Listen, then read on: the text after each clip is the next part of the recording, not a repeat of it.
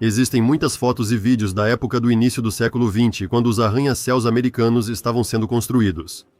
Já notamos que edifícios enormes e resistentes da era pré-diluviana eram demolidos e novos, ainda mais altos, eram construídos em seu lugar. E com isso tentavam superar a era do século XIX, na verdade, do século XVIII, XVII e assim por diante. Também fica claro que as tecnologias de construção, no final do século XIX, estavam em um estado embrionário, e é isso que vamos tentar provar agora. Notícia de Alexei Gribkov. Uma fotografia emocionante de 1932, almoço no topo de um arranha-céu em Nova York. Construção, trabalhadores almoçando em uma viga. Esta é a famosa foto dos trabalhadores supostamente construindo os primeiros arranha-céus em Nova York. Por que essa foto é falsa? A montagem foi feita há muito tempo e a qualidade não é de computador. Se observar os pés dos trabalhadores, verá que eles estão sentados em uma viga no chão, com os pés apoiados tranquilamente no chão invisível e não pendurados. Ao redor dos contornos superiores, há auréolas brancas, clareadas para disfarçar a sobreposição com a paisagem. É um tipo de Photoshop do século XIX. E onde estão seus pertences, lancheiras e bolsas? Alguns já comeram, outros ainda estão comendo. Observando bem essa foto, é possível encontrar vários artefatos, mesmo sem ser especialista. Essa fotografia foi apresentada como um truque publicitário encenado para o Rockefeller Center, como testemunhou Corbis Ken Johnson do The Independent. Parece bastante claro que eles eram trabalhadores de verdade.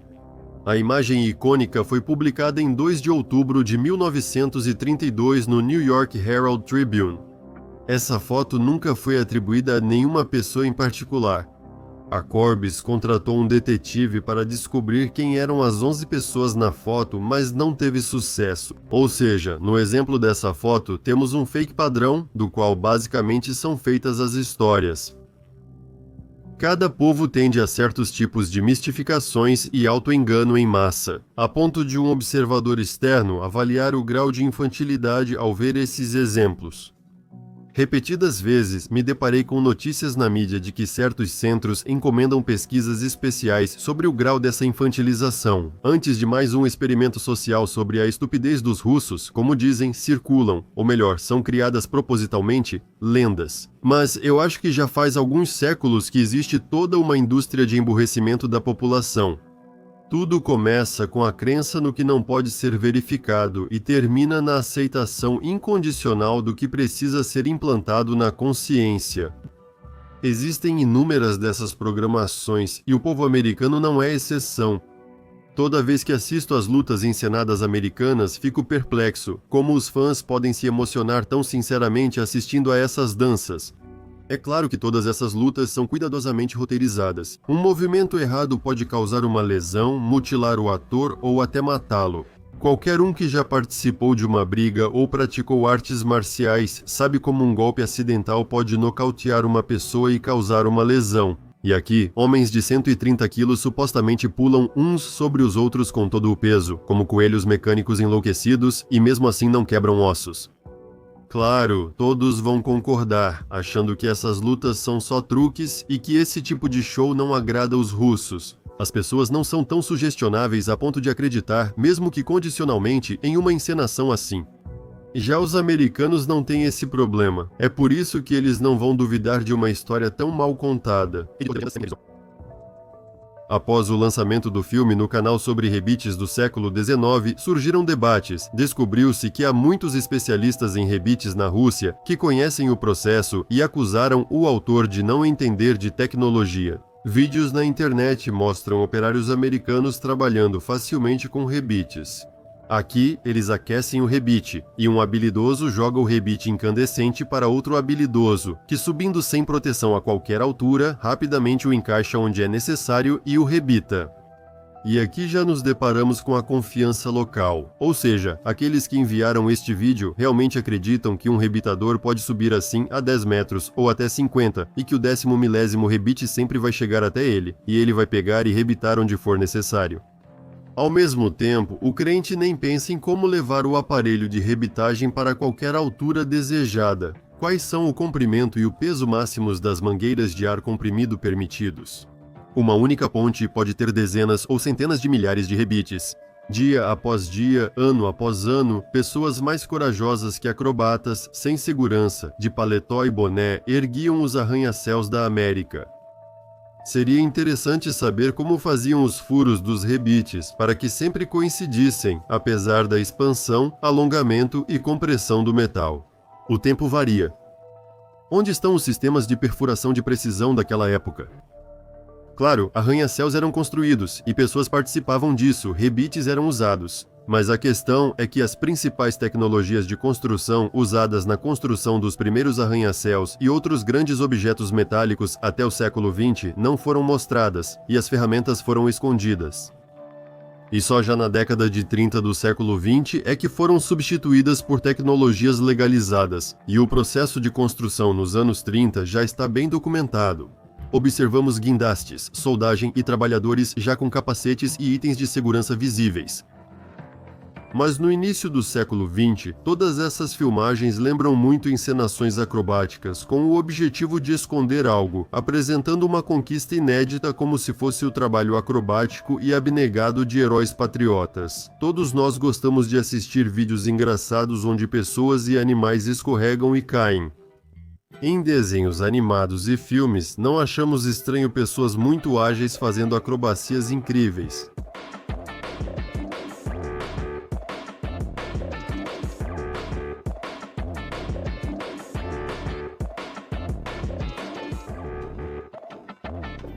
Mas na realidade isso é impossível. Sempre existem fatores que não podem ser previstos: umidade nas mãos, lubrificação na barra, fragilidade do material, reação lenta devido ao estado fisiológico da pessoa, cálculo incorreto, influência externa. Pessoas e animais caem como pinos de boliche.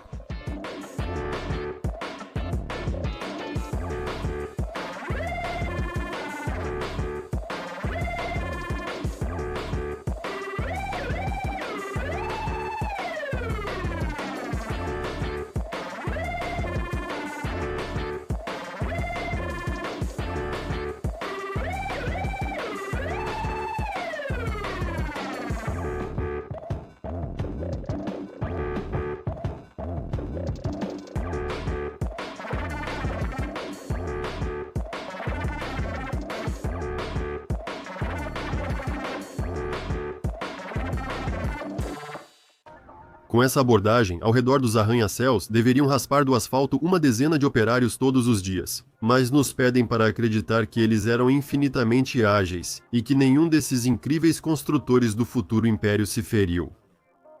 Fica claro que esses supostos operários são apenas acrobatas contratados para filmagens encenadas, tentando legitimar a construção dos arranha-céus do fim do século XIX e início do século XX.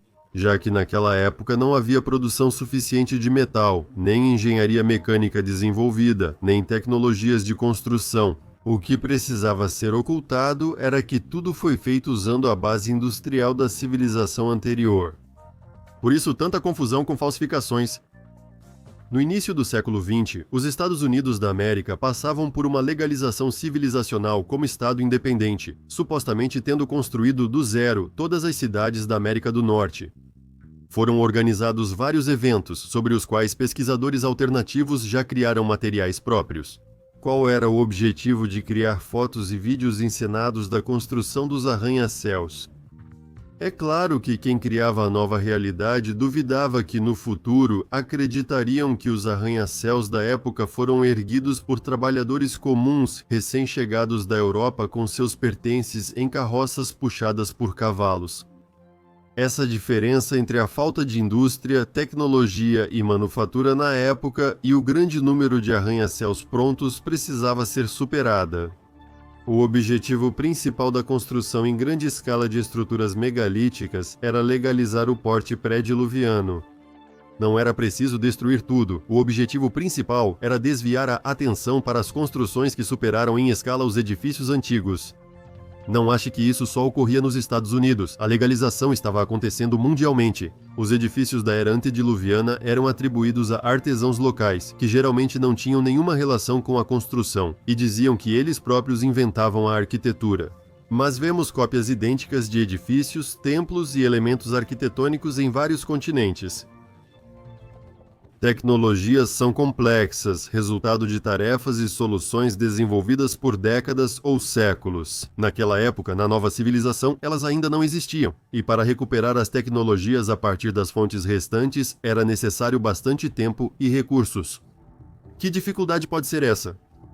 Parece fácil, basta ler e criar na hora. Mas, em primeiro lugar, para simplesmente pegar e fazer, era necessário ter uma indústria metalúrgica pronta, uma agricultura química que sustentasse essa indústria, e ainda uma série de outros fatores associados.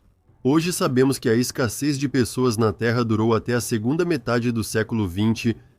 E então, em que língua, afinal, as tecnologias antediluvianas estavam realmente descritas? Talvez em russo? E como sabemos, o sistema de medidas inglês não é métrico, e toda essa tradução e sistematização levava tempo. E, afinal, o que sabemos sobre os suportes que a civilização antediluviana usava? Pode-se pensar que era em livros, mas isso é só um estereótipo. Estamos encontrando evidências de tecnologias computacionais e outras do período antediluviano. Aqui está outro argumento. A segurança do trabalho em cada setor também é uma tecnologia complexa, desenvolvida por muitas gerações e paga com milhares de vidas. Essas filmagens mostram que no início do século XX, quase ninguém conhecia isso. Isso também é uma confirmação da ausência de outras tecnologias naquela época.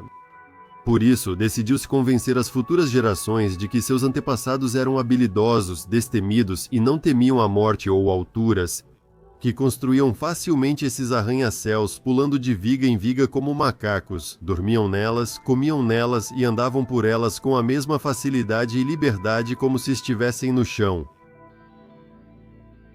Cavaleiro Templário do início do século XX. Hoje em dia, qualquer fã de Star Wars diria que isso, claro, é um droide. Isso não é proteção química, não há proteção para o pescoço nem para o aparelho respiratório, muito provavelmente é uma proteção contra radiação. No início do século XX, os historiadores não entenderiam de onde vinha a radiação mesmo sob estímulo elétrico. Como já conhecemos as versões óbvias dos bombardeios nucleares das cidades naquela época, esses meios de proteção simplesmente teriam que existir. Yuri Timovsky mostrou muito bem em seu vídeo que São Francisco foi destruída em 1906 por uma série de explosões de enorme potência e que isso não foi um terremoto nem um incêndio. O evento foi planejado e as filmagens encenadas foram dirigidas. Essas substituições ocorreram mundialmente. A grande mortalidade por contaminação radioativa foi totalmente ocultada. Da suposta gripe espanhola morreram mais pessoas do que na Primeira Guerra Mundial. Naquela época, os jornais não registraram informações sobre essa gripe. O evento foi inventado e inserido na história posteriormente. Por exemplo, eis uma informação da Wikipédia sobre a Segunda Batalha de Ypres. Nas fotos e vídeos, vemos uma cidade devastada por explosões nucleares ou semelhantes. Mas no texto não há uma palavra sobre isso, e todo o foco está no fato de que os alemães usaram 180 toneladas de cloro. E quando olhamos para a destruição da cidade, de alguma forma devemos pensar que essa destruição foi causada por esse cloro. Ou foi envenenado, as pessoas enlouqueceram e destruíram a cidade assim. Ou 180 toneladas de cloro são tão chocantes que parece indecente perguntar sobre destruição nuclear. Mas fica ainda mais interessante, a Wikipédia diz que a nuvem de cloro mudou de direção e voltou em direção aos alemães. E adivinhem o que salvou os alemães? Atenção, eles colocaram máscaras de gaze. Que piada! Poderia-se pensar que aqueles que entendem de agentes tóxicos e equipamentos de proteção iriam morrer de rir, mas por algum motivo isso não acontece. Nenhum umbigo sofreu com isso. E mesmo que a Wikipédia escrevesse que as tropas alemãs, depois de comerem mini ervilhas, realizaram um ataque químico contra os ingleses, destruindo a cidade com um peido sincronizado no processo, provavelmente haveria pessoas que tentariam de alguma forma combater essa mentira descarada. E você, ficaria indignado ou aceitaria até isso? Na verdade, são muito duvidosos os relatos históricos de que alemães lutaram contra ingleses ou que a Inglaterra lutou contra os Estados Unidos da América. Não tenho nenhuma dúvida de que anglo-saxões e alemães são todos uma grande família, parentes, e nunca teriam pensado seriamente em lutar uns contra os outros. Todas as ações militares foram conduzidas pelas forças do Ocidente unificado, com apoio externo contra a Rússia. Décadas depois, eram chamadas de guerras civis e as mortes de milhões atribuídas a epidemias. Mais um exemplo do estado de zumbificação da população, permitindo aos falsificadores manipulações primitivas, e não desperdiçar tempo e recursos para fazer isso com um mínimo de habilidade, apenas por decência. Eu diria que é uma guerra de clones. A técnica de criar qualquer cena de batalha nas pinturas é assim: pega-se uma pessoa e o artista a desenha em diferentes poses, muitas vezes nem se preocupando em mudar alguma coisa nela. Ou talvez a pessoa fosse fotografada em várias poses e o artista depois copiasse essas imagens para a pintura. Normalmente, essas pinturas são apresentadas como antigas, o que é pouco provável. Além disso, vemos o uso universal dessa tecnologia em todas as épocas e diferentes continentes. Isso indica que a produção de pinturas históricas mundiais ocorreu ao mesmo tempo e no mesmo lugar, assim como as filmagens históricas do século XIX. Nesta pintura, vemos ao lado dos clones desenhados de soldados fotografias modernas de negros tiradas de danças. Uma colagem tão descarada só ocorre sob total lavagem cerebral da população, caso contrário, como tolerariam isso? Aqui o artista se esforçou e pintou bigodes nos clones, chegando a desenhar barba em um deles. E em algumas pinturas vemos que podem usar até 2 personagens como clones. E esse personagem tem um maxilar grande. Eu chamaria isso de um ataque de clones com maxilar grande. E aqui está uma pintura famosa sobre Pedro I, onde o próprio Pedro I é um clone dos outros soldados. E aqui é a mesma coisa. Aqui, uma pessoa só forma todo o exército. Ele é um exército por si só. A mesma pessoa. Uma imagem interessante está se formando. Imagine como uma pessoa se torna todos os personagens de uma futura pintura famosa. Alguém teve a sorte de se tornar famoso sendo desconhecido. E você, gostaria de aparecer em uma pintura histórica assim? Os bigodudos partem para o ataque. O desembarque dos clones na margem inimiga. Todas essas imagens são conhecidas, e eu não vou procurar seus nomes, e esses clones se parecem um pouco com Alexei Kungurov. Percebe-se de imediato que todos têm patente de major ou superior. Alexei já fez história mesmo sem esse título. E aqui está o famoso quadro Napoleão perto de Borodino. Que porcaria! Até esse veio para a Rússia com um exército de clones. Mas nem pense em duvidar, os russos tinham como enfrentar o agressor, eles tinham seu próprio exército de clones. O pelotão de Usachei e Opa, no último desenharam uma barba. A qualidade das imagens aqui varia do totalmente descuidado ao aceitável. Tenho certeza de que esse trabalho é passado de geração em geração, garantindo a alguém uma vida confortável. É assim que um verdadeiro exército deve parecer, nada de corpos, constituições e alturas iguais, a menos que seja o exército da China, selecionado entre 1,5 bilhão de pessoas. E como sabemos, naquela época havia muito pouca gente vivendo na Terra, não havia muita opção de escolha. Na nossa história, existe esse tipo de absurdo. Oficialmente, desde o final do século XIX, a fotografia e o cinema eram amplamente utilizados, mas todos os eventos-chave estão justamente retratados em pinturas, ou como agora descobrimos, foram encenados. Isso inevitavelmente nos leva ao fato de que a história foi criada retroativamente, décadas após os acontecimentos terem ocorrido, e a história que conhecemos nunca existiu.